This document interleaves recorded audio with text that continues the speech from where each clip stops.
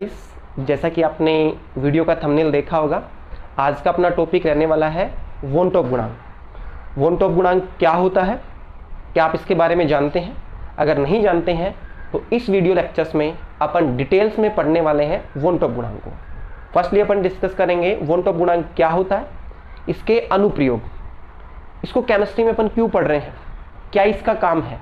तो इससे पहले वाला लेक्चर्स आपने देखा होगा, उसमें अपन क्या कर रहे थे कि जो अणुसंख्य गुणधर्म है उसकी सहायता से विलयन में अवाष्पशील विलेय पदार्थ अपन घोल रहे थे, तो उस विलेय का मोलर द्रव्यमान अपन क्या कैलकुलेट करते हैं, अणुसंख्य गुणधर्म की सहायता से। पर उसमें क्या प्रॉब्लम आने लग गई कि ऐसे जो आपके विलेय पदार्थ जिनको अपन क्या करते हैं, विलायक में घोलते हैं, पानी वगैरह में घोलते हैं, तो घोलने पे उनका वियोजन हो जाए, मतलब उनके अणु टूट जाए या उनका संगुणन हो जाए, एसोसिएशन हो जाए, उनका आपस में जुड़ने लग जाए विलेय के मॉलिक्यूल्स।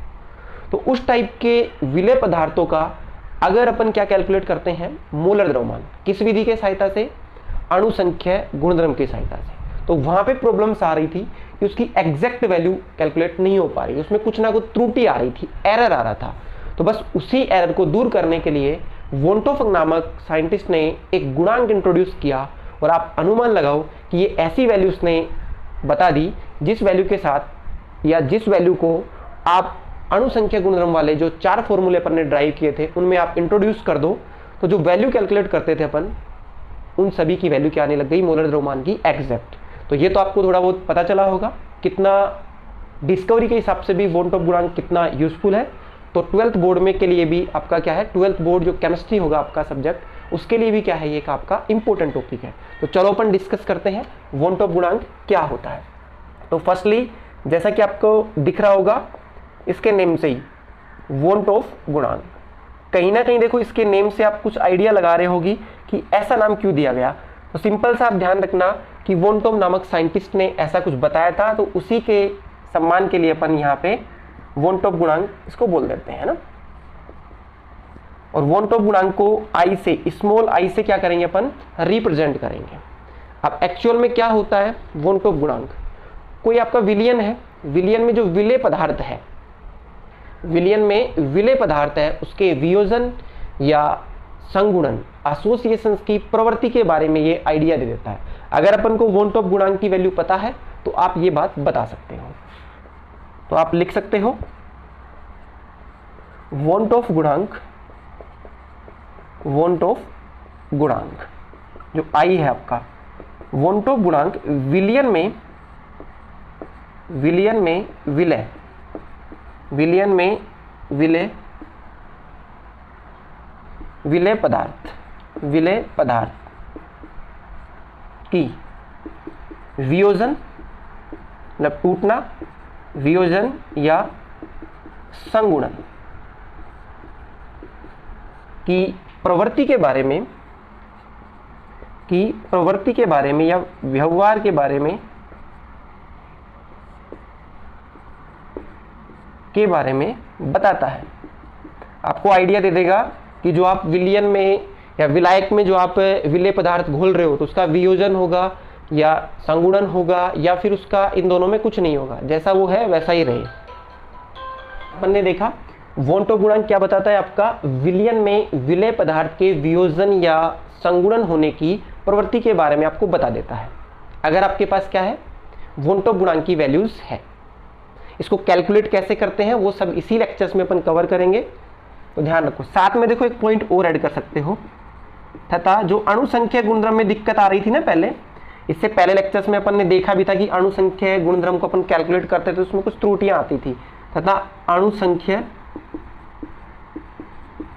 गुणधर्म, अणुसंख्य गुणधर्म की सही गणना, कोई त्रुटि ना आए उसमें, सही गणना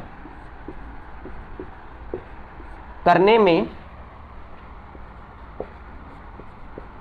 सहायक होता है ना, सहायक होता है। बस जब भी आपके माइंड में आए वोन टॉप गुणांक क्या है, तो माइंड में इतना होना चाहिए कि इस चीजों के लिए काम आता है वोन टॉप गुणांक। तो एक अच्छा काम किया है वोन टॉप नामक साइंटिस्ट ने कि जो प्रॉब्लम्स आ रही थी उसको सोल्व किया।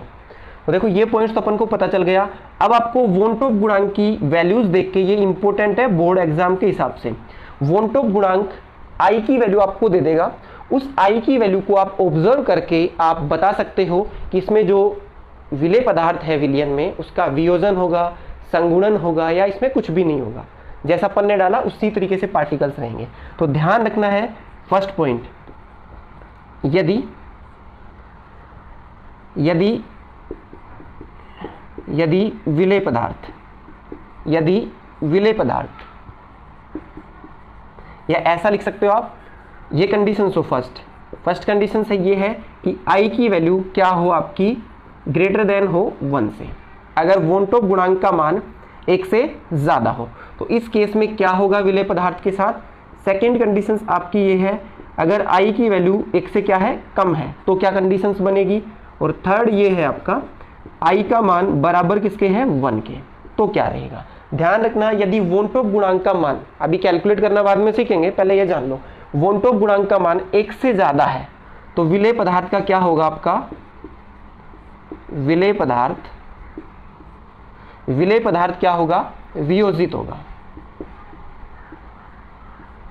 या विलेय पदार्थ का वियोजन होगा, विलेय पदार्थ का वियोजन, मतलब वो टूटेगा। इसका मतलब ऐसे मान सकते हो, एग्जाम्पल्स भी आप थोड़ा जानना चाहो, जैसे ए और बी, ये इन दो अणुओं से मिलके आपका कोई, या दो परमाणुओं से मिलके कोई विलेय पदार्थ बना हुआ है। तो जैसे ही आप इसको किस में डालते हो, सोलवेंट में डालते हो, ये टूट जाए A+ और ऐसे B- में टूट जाए, तो इसी प्रोसेस को अपन क्या बोलते हैं, वियोजन। अभी के लिए आप ये ध्यान रखना, केवल टूटना है ना। सेकेंड अपन बात लेते हैं, यदि वॉन टॉप गुणांक का मान 1 से कम हो तो जो आपका विलेय है, विलेय पदार्थ का संगुणन होगा, है ना, ये ध्यान रखना है। अगर 1 से कम आएगा तो ये होता है। एग्जाम्पल्स में आप ऐसा मान सकते हो, जैसे मैं ए और बी, ये कोई आपका विलेय पदार्थ है और इसके मैं क्या लेता हूँ, 2 अणु लेता हूँ, और जैसे ही अपन ने इसको किस में डाला, सोलवेंट में। अब ये 2 अणु थे, ये आपस में ही जुड़ जाए। इसमें तो क्या हुआ था कि अलग हो गया था, टूट गया था, ये अणु ही टूट गया था। इसमें क्या है, ए बी आपका कोई मॉलिक्यूल्स है, कितने अणु है इसमें, 2 हैं, और ये आपस में ही जुड़ जाए, रीअरेंज होके, ये मान लो कि AB2 ऐसा है, ये एक बन जाए वो। तो ये प्रोसेस क्या है आपका, संगुण, एसोसिएशंस बोल सकते हो आप इसको, एसोसिएट हो जाते हैं। थर्ड है आपका, अगर वॉन टॉप गुणांक का मान 1 के बराबर आता है तो जो आपका विलेय पदार्थ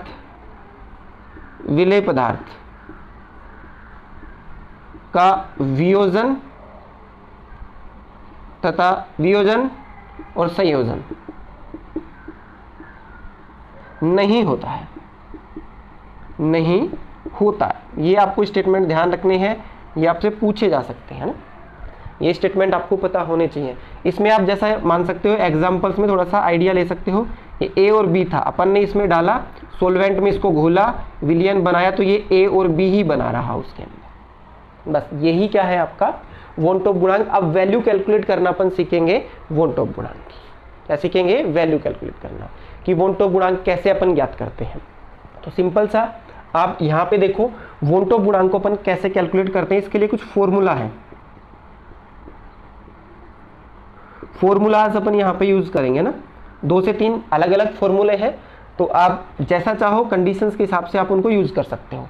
देखो, एक तो आपका फर्स्ट है वॉन टॉप गुणांक कैलकुलेट करने के लिए आप सीधा मैं आई लिखता हूँ, वॉन टॉप गुणांक ये कैलकुलेट करना है। इसका फर्स्ट फॉर्मूला अपन ये लिख सकते हैं कि जो आपका विलेय पदार्थ था, ये विलेय पदार्थ था, इसको अपन ने किसमें डाला, सोलवेंट में। तो विलेय पदार्थ को सोलवेंट में डालने के बाद कितने क्या है, कण है, तो आप लिख सकते हो वियोजन या संयोजन, या संगुणन भी इसकी जगह लिख सकते हो, वियोजन या संगुणन के पश्चात कणों की संख्या, के पश्चात कणों की संख्या, थोड़ा सा ध्यान देना है ना, की संख्या डिवाइडेड बाई कर दो, आप इसको डिवाइड कर सकते हो आप किससे, वियोजन या संगुणन के पूर्व कणों की संख्या, पूर्व कणों की संख्या। भाई पहले कितने कण थे विलेय पदार्थ के और घोलने के बाद में कितने कण हैं, तो पहले ये और पश्चात ये, तो घोलने के बाद में कितने हुए उनको डिवाइड कर दो पहले कितने थे उनसे, इससे आप कैलकुलेट कर सकते हो कणों की संख्या अगर आपको दिख रही है तो। सेकेंड फॉर्मूला वॉन टॉप गुणांक का आप ये भी काम में ले सकते हो। आई अपन कैलकुलेट कर सकते हैं कि जो लैब में आप काम करते हो या आपने ऑब्जर्व किया है उस डाटा के आधार पे, तो वो फॉर्मूला क्या होगा, या तो प्रायोगिक लिख सकते हो आप, प्रायोगिक जो लैब में काम किया या वहां पे आपने देखा, प्रेक्षित, प्रायोगिक या प्रेक्षित। अणुसंख्यय गुणधर्म, अणुसंख्यय गुणधर्म, थोड़ा स्पेस कम है, थोड़ा सा ध्यान दो। डिवाइडेड हो जाएगा जो सैद्धांतिक, जो अनुमानित था अपना उसको आप सैद्धांतिक, सैद्धांतिक अणुसंख्यय गुणधर्म, सैद्धांतिक अणुसंख्यय गुणधर्म। सेकंड फॉर्मूला ये है। आप इसके द्वारा भी वॉन टॉप गुणांक की वैल्यू कैलकुलेट कर सकते हो।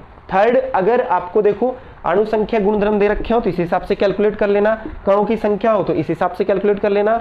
और थर्ड है आपका ये, थर्ड भी आप देख सकते हो। थर्ड में सिंपल सा है, अगर मोलर द्रव्यमान दे रखा हो उसका सामान्य मोलर द्रव्यमान और असामान्य मोलर द्रव्यमान, दोनों में आप अंतर जानते हो क्योंकि ये अपन ने डिस्कस कर लिया है इनसे पहले वाले लेक्चर्स में कहीं ना कहीं। एक फॉर्मूला ये है वॉन टॉप गुणांक आई कैलकुलेट करने का, जो सामान्य मोलर द्रव्यमान, सामान्य मोलर द्रव्यमान, सामान्य मोलर द्रव्यमान डिवाइडेड बाई क्या कर सकते हो आप, असामान्य मोलर द्रव्यमान, असामान्य मोलर द्रव्यमान, या अणुभार भी आप इसको लिख सकते हो। तो ये तीन फॉर्मूले हैं वॉन टॉप गुणांक कैलकुलेट करने के। तो आपको सबसे ज़्यादा ये वाला फॉर्मूला ध्यान रखना है, फर्स्ट वाला। तीनों सेम है, तीनों से वैल्यूज आती हैं, बस कहाँ अप्लाई करना है उसका थोड़ा आपको आइडिया होना चाहिए। पर मैक्सिमम आपके बोर्ड लेवल के क्वेश्चंस इससे हो जाएंगे, वियोजन या संयोजन के पश्चात कणों की संख्या। और विलय के कणों की संख्या की बात चल रही है ये, तो आप इसका स्क्रीनशॉट ले सकते हो। उसके बाद में अपन एग्जाम्पल से क्या करेंगे, आगे इनकी वैल्यूज कैलकुलेट करेंगे। ले लिया होगा, अब अपन एग्जाम्पल्स की बात करते हैं। तो वैसे भी देखो, इनसे भी आप समझना चाहो रफली तो समझ सकते हो। देखो यहाँ पे मैं बताने की कोशिश करूँ, ये पहले ये था, टूटने के बाद में देखो पहले कितना था, एक, टूटने के बाद में एक ये रहा, एक ये रहा, दो कण हो गए ना। तो सिंपल सा आप आई की वैल्यू कैसे कैलकुलेट करोगे, देखो इस रिएक्शंस के लिए ही। तो वियोजन से के पश्चात कणों की संख्या कितनी है, एक और दो, कितनी है, दो, दो बटा पहले कितनी है, एक। तो इसके लिए आई का मान क्या गया, दो आ गया। देखो आई का मान ग्रेटर देन किससे आ रहा है, एक से ज्यादा आ रहा है, तो विलेय पदार्थ का क्या होगा, वियोजन। देखो दो आ रहा है तो क्या होगा, वियोजन होगा। इसके लिए देखो आप आई की वैल्यू कैलकुलेट करना चाहो, क्या है, वियोजन या संगुणन से पूर्व कणों की संख्या और पश्चात कणों की संख्या कितनी है, एक। कितनी है, देखो यहां से पता चलता है कितनी है, एक। इसका मतलब कहीं ये है ए और बी ये आपस में जुड़े हुए हैं, ऐसा मान लो आप, ए और बी ऐसे जुड़े हुए हैं, एक ही बन गया है। तो इसके लिए देखो बाद में कितना है, एक, और पहले कितने थे, दो, तो कितना आ गया, 0.5, कम आ रहा है ना, तो कहीं ना कहीं देखो क्या हो रहा है, संगुणन। और अगर पहले कितना था आई 1, बाद में कितना था 1, पहले कितना था, देखो बाद में भी एक और पहले भी एक, तो कितना आ जाएगा, एक आ जाएगा। कोई कट मत कर देना भाई, 0 आए। तो इतना सा आपको ध्यान रखना है। अब एग्जाम्पल जो आपके पूछ लिए जाते हैं बोर्ड एग्जाम में, जो फर्स्ट क्वेश्चन से आपका आता है आरबीएससी बोर्ड में, फर्स्ट क्वेश्चन जो मल्टीपल चॉइस वाला होता है उसमें यही क्वेश्चंस आपको देखने को मिलता है। पहला क्वेश्चन ही वॉन टॉप गुणांक से आता है ज्यादातर। तो देखो अपन एग्जाम्पल्स यहाँ देखते हैं, मैं यहाँ पे एग्जाम्पल्स लिखूंगा, एक टेबल फॉर्मेट में करेंगे ना। फिर यहाँ पे वियोजन या संगुणन की बात कर लेंगे, या तो उसका वियोजन होगा या फिर उसमें दोनों में से कोई भी प्रोसेस नहीं होगा। थर्ड, पूर्व कणों की संख्या या पश्चात लिख देते हैं, चलो पूर्व लिखते हैं। पहले कण कितने थे और घोलने के बाद में पश्चात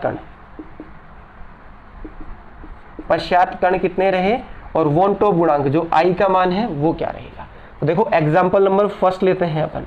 फर्स्ट एग्जाम्पल जो जाता है यूज होता है NaCl। पेपर में आ जाए कि NaCl के लिए वॉन टॉप गुणांक की गणना करो, तो कुछ नहीं करना, देखो NaCl क्या होता है, इतना बेसिक आइडिया आपको होना चाहिए कि NaCl को पानी में घोलते हैं तो बार बार आप सीख भी जाओगे कि NaCl को पानी में घोलते हैं, आयनिक यौगिक है तो Na+ और Cl- आयनों में टूट जाता है। तो कहीं ना कहीं देखो तो क्या हो रहा है, वियोजन हो रहा है। तो अब देखो यहाँ पे वियोजन के पूर्व कणों की संख्या कितनी थी, 1। कितनी है, 1। बाद में कितनी हो गई, 2।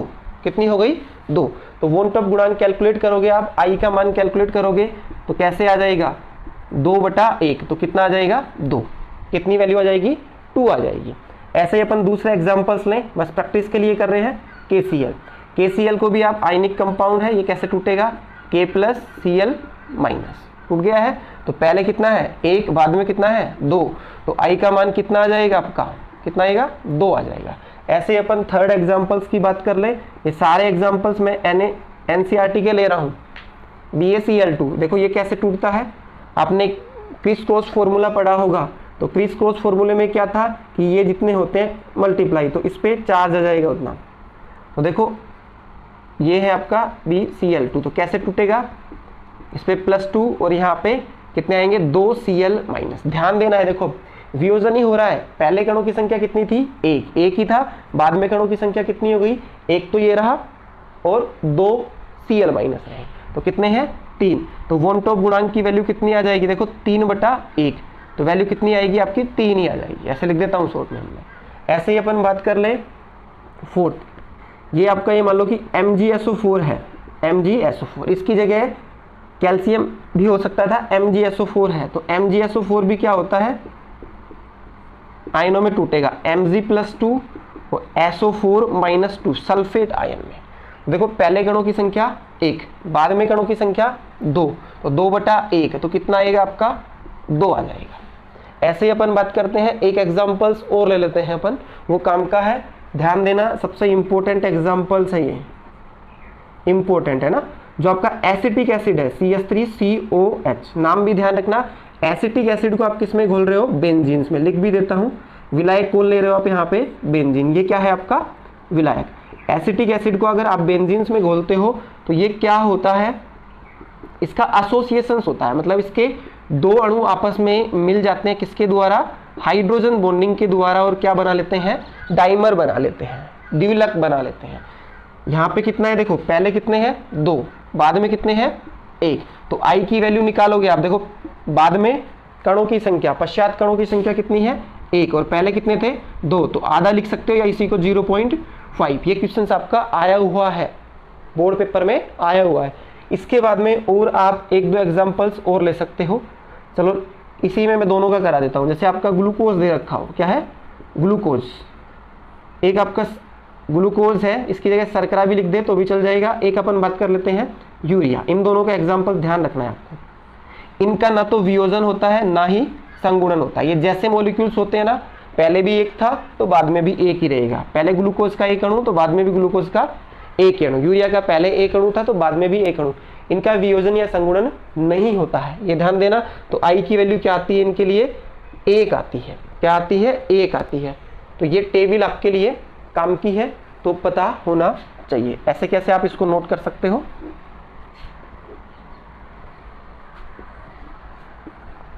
इसका आपको क्या करना है, ध्यान रखना है। ये एग्जांपल्स तो आपको आने ही चाहिए, तो आप इसका स्क्रीनशॉट ले सकते हो। जैसा कि आपने स्क्रीनशॉट ले लिया होगा। अब अपन बात करते हैं कि जो अणु संख्या गुणधर्म के जो 4 फॉर्मूले अपन ने ड्राइव किए थे, उसमें क्या करेंगे अपन, वोन टॉप गुणांक को इंट्रोड्यूस करते हैं, जिससे कि जो विलेय पदार्थ का मोलर द्रव्यमान सही ज्ञात हो जाए। तो फॉर्मूले आपको आने चाहिए। अणु संख्या गुणधर्म में जो संशोधन किया है ना, तो ध्यान रखना, जो आपका अणु संख्या गुणधर्म जो इसकी इक्वेशंस थी, तो अपन लिख सकते हैं संशोधित समीकरण, है ना। क्या करेंगे अपन, बात करेंगे संशोधित समीकरण। जो अपन ने ड्राइव किए थे इनके फॉर्मूले, ये मान लो उसको संशोधित कर रहे हैं किसके द्वारा, वोन टॉप गुणांक के द्वारा। किसके द्वारा संशोधित कर रहे हैं, बाय द हेल्प ऑफ वोन टॉप गुणांक। इसको इंट्रोड्यूस करके जो अपन ने 4 फॉर्मूले ड्राइव किए थे, फर्स्ट क्या था, वाष्प दाब का अपेक्षित अवनमन। अब लिखने की आवश्यकता नहीं होनी चाहिए, RLVP लिख देता हूं मैं, relative lowering in vapour pressure. वाष्प दाब का अपेक्षित अवनमन था फर्स्ट अपना, तो फॉर्मूला क्या था उसका, P note minus P upon P note. और यहाँ पे अपन ने लिखा था, जो सिंपल पूरा फॉर्मूला लिखना चाहो तो विलेय का द्रव्यमान बटा विलेय का मोलर द्रव्यमान बटा विलायक का मोलर द्रव्यमान बटा विलायक का द्रव्यमान। ये था सिंपल। देखो इसमें वोंटोप गुणांक के द्वारा जो संशोधन किया अपन ने, सीधा क्या करना है आपको, इसको I से मल्टीप्लाई कर देना है। या फिर इसी को अपन ने ऐसा भी लिखा था, बस केवल XB विलय के मोल अंश, सीधा आप I भी लिख सकते थे। तो फर्स्ट ये संशोधन हुआ। सेकंड अपन ने पढ़ा था क्वथनांक उन्नयन, ये पढ़ा था क्वथनांक उन्नयन। इसको रिप्रेजेंट कर रहे थे अपन डेल टी बी के द्वारा। ये क्या था, तो सिंपल सा ध्यान दो, इस समीकरण में अपन ने पहले कैलकुलेट किया था डेल टी बी और के बी मोललता था। तो बस इसमें संशोधित समीकरण में आपको क्या करना है, वोंटोप गुणांक से इसको गुणा कर देना है। चाहो तो आप इस फॉर्मूले को आगे भी लिख सकते हो, I लिख सकते हो, के बी लिख सकते हो, और यहाँ पे मोललता का फॉर्मूला क्या था, W B upon M B गुणा में डब्ल्यू ए। अगर आप ये किस में ले रहे हो, ml में ले रहे हो, किस में, ml में ले रहे हो, तो गुणा किससे कर दोगे, 1000 से। इतना सही फॉर्मूला था आपका ये। इसके बाद में थर्ड अपन ने पढ़ा था हिमांक अवनमन। क्या था, हिमांक अवनमन, इसको डेल टी एफ से अपन रिप्रेजेंट कर रहे थे। तो संशोधित समीकरण क्या हो जाएगी, डेल टी एफ वोंटोप गुणांक आप इंट्रोड्यूस कर दो और वो ही मोलल था। तो सेम यहाँ पे भी बस के बी की जगह के एफ हो जाएगा, डब्ल्यू बी गुणा में 1000, और यहाँ पे आपका M B W A M L में ले लो आप इसको। लास्ट आपका जो पढ़ा था अपन ने, कौन सा पढ़ा था, प्रासरण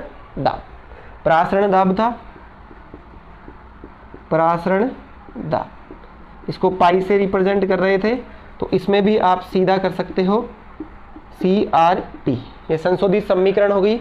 इसी को अगर यहाँ पे क्या था, ये मोलरिटी थी, ये मोललता है और ये आपकी मोलरता है, तो आप लिख सकते थे I। फिर CRT की जगह आप सीधा ही चाहो तो मोलरता वाला फॉर्मूला लिख सकते थे, सीधा आएगा वो क्या होगा, WB अपॉन MB गुणा में, यहाँ पे विलियन आता है, यहाँ पे विलायक आता है बस, और यहाँ पे ये सॉरी ध्यान रखना केजी में आएगा ना, केजी द्रव्यमान लेते हैं, यहाँ पे अपन क्या लेते हैं, द्रव्यमान, विलायक का द्रव्यमान, और यहाँ पे अपन क्या लेते हैं, लीटर। ये विलियन का आयतन आएगा, VT ml में ले लो, तो यहाँ पे गुणा में आपका 1000 लगा सकते हो, पर मैं इसको किस में ले रहा हूँ, लीटर में ले रहे हो, तो 1000 लगाने की आवश्यकता नहीं है, बचा क्या है आपका RT। तो ये संशोधित समीकरण है। ध्यान रखना है कभी न्यूमेरिकल्स आए उसमें ऐसा विलेय पदार्थ दे रखा हो जिसका क्या होता हो, वियोजन या संगुणन, या फिर उसमें वियोजन की मात्रा बता रखी हो कि कितना वो वियोजित होता है, तो वहाँ पे आपको I की वैल्यू कैलकुलेट करके उसको फिर मल्टीप्लाई करना है, तब आपका मोलर द्रव्यमान क्या आता है, एग्जैक्ट आता है। अब देखो इन संशोधित समीकरण से आपको एक रिलेशन दिख रहा होगा, ये सारे क्या है, अणुसंख्या गुणधर्म समानुपाती किसके हैं, वोंटोप गुणांक के। तो कहीं क्वेश्चन आ जाए, ध्यान रखना है, तो ये भी आपको पता होना चाहिए, कोई फीलिंग इन द ब्लैंक्स में आ जाए। अणुसंख्या गुणधर्म क्या होते हैं, समानुपाती होते हैं किसके, वोंटोप गुणांक। क्या होते हैं, वोंटोप गुणांक के समानुपाती होते हैं। तो ये अपन ने कवर कर लिया है। इसके बाद में दो छोटे छोटे अपने रिलेशंस और बचे हैं, उसके बाद में ये चैप्टर आपका फिनिश हो जाएगा। तो जैसा आप इसको स्क्रीनशॉट लो, फिर अपन वो रिलेशंस भी देखते हैं। ये वाला है लास्ट टॉपिक बचा है इस चैप्टर का, केवल बस छोटे क्वेश्चंस पूछ सकता है वो। वोंटोप गुणांक है आपका I एवं वियोजन की मात्रा में संबंध। अब वियोजन की मात्रा आप जानते हो कितना वो टूटता है, कितनी मात्रा में, वियोजन की मात्रा जो विलेय पदार्थ है विलायक में घोलने पे कितना टूटता है, उसको अपन अल्फा मान लेते हैं, में संबंध। ये केवल आपका छोटा क्वेश्चन कोई पूछ ले या न्यूमेरिकल्स में कहीं ना कहीं काम आ सकता है, तो ये आपको बताना है। एक संबंध सीधा सा ध्यान रखना है, 11th क्लास में भी अपन ने कहीं ना कहीं आपने पढ़ा होगा। ये क्या होता है, वोंटोप गुणांक -1 अपॉन n-1। अब यहाँ पे क्या चीज़ें हैं, n क्या है, ये सारी चीज़ें अपन जान लेंगे। तो यहाँ पे सबसे पहले तो आपको पता होना चाहिए अल्फा क्या है, वियोजन की मात्रा, I क्या है, वोन टॉप गुणांक, और n क्या है, वियोजन के पश्चात कणों की संख्या। जैसे अपन यहाँ पे ये मान ले कि a और b, ये सिंपल मान लो कि ये a है आपका, ये a कोई आपका विलेय पदार्थ है, इसको आप किस में घोल रहे हो, सोलवेंट में। किस में घोल रहे हो, सोलवेंट में। और ये वियोजित होके क्या बन जाता है, Na बन जाता है। तो वियोजन के बाद में जो ये संख्या है ना, ये कितनी है, वो n है, बस वही क्या है आपका n रिप्रेजेंट कर रहा है। तो जान सकते हो यहाँ पे जो अल्फा क्या है, बराबर वियोजन की मात्रा। जो विलेय पदार्थ है उसका वियोजन कितना होता है, वियोजन की मात्रा। अगर परसेंट में भी दे सकता है ये ना।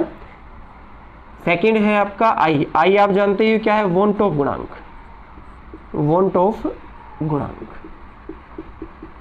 थर्ड आपको दिख ही रहा है n, ये ध्यान रखना है, कंफ्यूज नहीं होना है। क्या है, वियोजन के पश्चात कणों की संख्या, पश्चात कणों की संख्या, इतना सा ध्यान रखना है। इसके बाद में सेकंड आपका रिलेशन ये पूछ सकता है कि वोन टॉप गुणांक जो आई है आपका एवं संगुणन की मात्रा में एसोसिएशन होता है ना, जो आपका एसोसिएशन विलायक में विलय को डालने पे कितने वो मॉलिक्यूल्स आपस में आके जुड़ जाते हैं, की मात्रा में संबंध की मात्रा। अब इसको भी मैं अल्फा ही मान लेता हूं, कि बीटा भी मान सकते हो आप, पर अल्फा पर लेके चलते हैं। वोन टॉप गुणांक एवं संगुणन की मात्रा, अल्फा दोनों जगह अल्फा ही मान रहे, पर यहाँ पे वियोजन को बता रहा है और यहाँ पे संगुणन मात्रा में संबंध, ये आपसे पूछ ले। तो ये फॉर्मूले अपन डायरेक्टली लिख रहे हैं, तो आप इनका थोड़ा सा ध्यान रखना। क्या है, देखो ये हो जाएगा अल्फा बराबर सीधा होगा वोन टॉप गुणांक -1, बस चेंज यहाँ पे होगा 1/n माइनस क्या हो जाएगा, 1 हो जाएगा। ये फॉर्मूला है, बस आप इसको ध्यान रख सकते हो। देखो इन फॉर्मूले को रीअरेंज करके भी लिख सकता है, वो रीअरेंज करके भी लिख सकता है, इनको रीअरेंज करके भी आगे सोल्व करके भी लिखा जा सकता है। जैसे n कॉमन ले लो यहाँ पे, अरे n कॉमन ले सकते हैं अपन, n कॉमन लेने के बाद में क्या हो जाएगा, n में दोगे 1 - 1, दोनों के बटा में एक n ऊपर भी जा सकता है यहाँ पे, इसको इस फॉर्मेट में n लगा के भी लिख सकता है, पर बेस फॉर्मूले आपके ये है, तो थोड़ा सा ध्यान रखो, ठीक है। यहाँ पे भी आपका बस क्या ध्यान रखना है, n, यहाँ जो n है उसका ध्यान रखना है संगुणन से पूर्व आएगा इसमें, है ना, संगुणन से या संगुणन के पूर्व कणों की संख्या, कणों की संख्या, बस ये आपको ध्यान रखना है। जैसे यहाँ पे अपन बात कर ले कि ये A था आपका, A और B, ये B, ठीक है। इसके कितने मॉलिक्यूल्स थे, 2, और बाद में जाके ये ऐसा हो जाए, ये मान लो कि A और B ये ऐसा बन गया। जैसा इसके एग्जांपल्स आप ये ले सकते थे, जैसे जो आपका एसिटिक एसिड लिया था अपन ने, इसके 2 अणु थे, संगुणन हुआ बेंजीन्स में घोलने पे, और क्या बन गया, डाइमर बन गया एसिटिक एसिड का। तो यहाँ पे देखो n का मान, इस रिएक्शंस के लिए आप n लिखना चाहो तो कितना होगा, पहले कणों की संख्या कितनी है, 2, तो 2 लेना है। यहाँ पे आप NaCl से समझ सकते हो, ये NaCl को जल में घोला तो अपने आयनों में टूट गया, Na+Cl-, तो पहले कण 1 था, बाद में कितने हैं, 1 और 1 2, तो वियोजन के इसमें क्या होगा, वियोजन के पश्चात, तो n बराबर क्या आएगा, 2 आएगा। तो ये दोनों रिलेशन है, आपको ध्यान रखने हैं, सीधे पूछे जा सकते हैं आपसे। इनके बाद में अपन एक न्यूमेरिकल्स कर लेते हैं, जो संशोधित समीकरण के आधार पे होगा, तो ध्यान दो। इस न्यूमेरिकल्स को सोल्व करते हैं। तो यहाँ पे पहले देखो न्यूमेरिकल्स को रीड करो। ये आपका एक कॉम्प्लेक्स कंपाउंड दे रखा है, इसकी मोलरता कितनी बता रखी है, 0.05, और 300 केल्विन ताप पर ये क्या होता है, 92 प्रतिशत क्या हो जाता है, वियोजित। अब देखो वियोजन की मात्रा मतलब कहीं ना कहीं परसेंटेज में बता रखी है, तो वियोजन की मात्रा अपन को दे रखी है, और विलयन का क्या पूछा गया आपसे, परासरण दाब। तो ध्यान देना इसमें, देखो वियोजन बता रखा है, तो वियोजन की मात्रा वाला जो वोन टॉप गुणांक और वियोजन की मात्रा, उसमें जो रिलेशंस था उससे अपन क्या निकालेंगे, वोन टॉप गुणांक निकालेंगे। और ऐसा बोलता है कि 100% वियोजित हो जाता है वो, तो वोन टॉप गुणांक अपन डायरेक्ट निकाल लेते हैं फॉर्मूले से, पूर्व कणों की संख्या, पश्चात कणों की संख्या और पूर्व कणों की संख्या को अनुपात। तो देखो इसको सोल्व करने के लिए क्वेश्चन थोड़ा इंपॉर्टेंट है, थोड़ा सा ध्यान दो यहाँ पे। सबसे पहले देखो इसको आप लिख लो, ये क्या है, K4FeCN6, ये एक उपसहसंयोजक यौगिक है, अभी आपको नहीं पता है तो ध्यान दो, ये उपसहसंयोजक यौगिक होता है जो स्क्वायर ब्रैकेट में ये है और ये काउंटर आयन होता है, ये कोऑर्डिनेशन स्पेयर, ये काउंटर आयन होता है। इतना सा थोड़ा सा ध्यान रखो। इसको जब अपन पानी में घोलते हैं, विलयन बनाते हैं, तो ये अपने आयनों में टूट जाता है, K4+ और ये आपका क्या होगा FeCN6, इतना जान लो, -4 चार्ज। क्योंकि पोटेशियम, आप ध्यान देना, उपसहसंयोजक यौगिकों का एक गुण होता है कि जब उनको अपन क्या करते हैं, पानी में घोलते हैं, विलायक में घोलते हैं, तो उनका आयनन नहीं होता है। उसमें क्या होता है कि जो काउंटर आयन होता है, जो इस स्क्वायर ब्रैकेट के बाहर होता है, अभी ये मान लो वो आयनों में टूटेगा, ये अंदर वाले ऐसा नहीं है Fe+2 में, Fe+3 में चला गया, साइनाइड टूट गया, ये नहीं टूटेगा। जो स्क्वायर ब्रैकेट के अंदर होता है वो नहीं टूटते हैं। ये एक विशेष गुण होता है उपसहसंयोजक यौगिकों का। तो ऐसा ये टूट गया और वियोजन हो रहा है यहाँ पे। तो देखो, वियोजन से पूर्व और बाद में कणों की संख्या आप बता सकते हो। पहले एक ही था ये पूरा, बाद में 4 ये रहे, ये 5 रहे। तो वियोजन के पश्चात कणों की संख्या अपन क्या लिख सकते हैं, 4 + 1, तो कितना हो जाएगा 5। ये संख्या है वियोजन के पश्चात कणों की संख्या। मैं लिख भी देता हूं यहाँ पे, ये कहीं ना कहीं काम आएगी। वियोजन के पश्चात कणों की संख्या, जो n बराबर क्या है आपका 5 अपना आ चुका है। अब बात करते हैं, देखो 92% टूट जाता है, अपन जानते हैं वियोजन की मात्रा अल्फा क्या होता था, वॉन टॉप गुणांक -1 डिवाइडेड बाई क्या था, n-1। अब यहाँ पे अपन को ये अल्फा दे रखा है, पर अल्फा किस में दे रखा है, परसेंट में। अब देखो परसेंट में दे रखा है, तो आप ऐसा, ये अल्फा की मात्रा कितनी दे रखी है, 92%। इस परसेंट को हटाने के लिए आप 100 का भाग दे सकते हो ना, ऐसे भी लिख सकते हो ना इसको। ये तो बेसिक नॉलेज का हमारा है। अब यहाँ से अपन को आई कैलकुलेट करना है, क्योंकि 92% क्या होता है वो। तो इस फॉर्मूले को अपन देखो रीअरेंज कर सकते हैं। आई निकालने के लिए आप क्या करोगे, n-1 को इधर भेज दोगे, ये गुणा में चला जाएगा, और ये माइनस में या तो किस में चला जाएगा, प्लस में। तो मैं ऐसा लिख सकता हूँ यहाँ पे n-1 ब्रैकेट अल्फा, देखो ये इधर चला गया, और ये है प्लस में, माइनस में है तो उधर जाके क्या हो जाएगा, इधर लेके आएंगे तो प्लस में। तो इसको मैं ऐसा लिख सकता हूँ, ऐसा लिखा जा सकता है। ये बस फॉर्मूले को मैंने कन्वर्ट करके लिखा है। इतना सा आपको क्या करना है, ध्यान रखना है। तो इससे अपन क्या निकाल लेंगे, आपका आई की वैल्यू आ जाएगी। तो ऐसा हो सकता है ना, ये ऐसा। तो बस इसी को मैं अब यहाँ लिखने की कोशिश कर रहा हूँ। तो आई क्या हो जाएगा, देखो इसी को रीअरेंज किया तो आई बराबर आपका ये हो गया। इस तरीके से अपन वॉन टॉप गुणांक निकालेंगे इस क्वेश्चन में, क्योंकि वियोजन की मात्रा बता रखी है, उससे निकालना है। अब यहाँ पे देखो n आपको पता ही है कितना है, तो आई निकालने के लिए अपन क्या करेंगे, ये क्यों निकाल रहे हैं वो भी अभी आगे चल के आपको समझ में आएगा। तो आई बराबर हो जाएगा 1 + n। n कितना दे रखा है, या अल्फा लिख सकते हो आप, पहले लिखना चाहो तो अल्फा लिख लो, ऐसा भी कैसे भी आप अरेंज कर सकते हो। चलो मैं इसको ऐसे कर देता हूँ, ये आपका अल्फा है और यहाँ पे n-1, ठीक है। तो यहाँ पे अल्फा की वैल्यू लिखते हैं, अल्फा कितना दे रखा है, 92% था, तो बटा में 100 लगा देते हैं, अल्फा की मात्रा आ गई है, वियोजन की मात्रा। अब बात करते हैं वियोजन के पश्चात कणों की संख्या कितनी है, 5। कितनी है, 5, 1 तो क्या हो जाएगा, आई देखो आप सोल्व करो, सिंपल सोल्व कर लो, यहाँ पे 4 हो जाएगा, ऐसा लिख सकते हो ना, 92/100 और गुणा में 4। आप कट करोगे उससे अच्छा यहाँ पे पॉइंट लगा दो आप, इसको सोल्व अपन ऐसा कर सकते हैं 1 + 0.92, ये 0.92 गुणा में 4। इसको आप इस वैल्यू को 92 को इसके साथ गुणा करते हो तो करीबन आपका आता है ये 3.68। 1 प्लस करोगे, इसमें ऐड करोगे तो कितना आ जाएगा, देखो यहाँ पे पहले गुणा होगा बाद में जुड़ेगा, ये ध्यान देना है। बोर्ड मास रूल्स जो पढ़ते हो मैथ में आप, पहले भाग फिर गुणा, ये चीज़ें होती हैं। तो यहाँ पे क्या हो जाएगा 4.68, ये क्या आ चुका है आपका वॉन टॉप गुणांक, उसकी वैल्यू आ चुकी है। अब अपन से पूछा क्या गया है, परासरण दाब, और इसमें देखो वियोजन की मात्रा बता रखी है, तो संशोधित समीकरण लगेगी परासरण दाब निकालने की, वॉन टॉप गुणांक CRT, यही फॉर्मूला है ना परासरण दाब कैलकुलेट करने का।